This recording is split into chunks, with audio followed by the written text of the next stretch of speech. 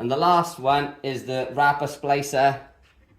So here's a wrapped splice in white so you can see the wrap, but we can also do it in black so the splice is invisible.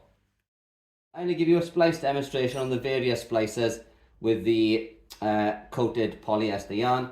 So here is the model 181 Plus. You just overlap the yarns in a crisscross fashion, push the button for around a second, and then you're left with a very neat, strong splice.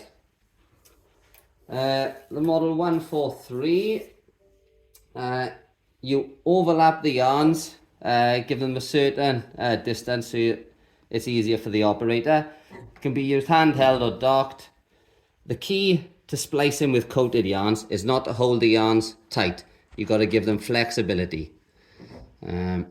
So give it flexibility, push for around a second, then you pull to see the splicer emerge, do the same again, and repeat that 3 times. Then you trim the tail ends manually. You can be as neat or as loose as you want, depending on the appearance needed.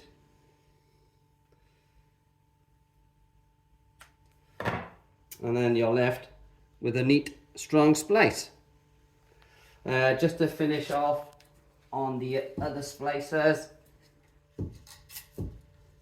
this is the model 133, where you bring both yarn ends in together. It's very quick to splice. It leaves a tail, but it's very quick and a strong method of joining.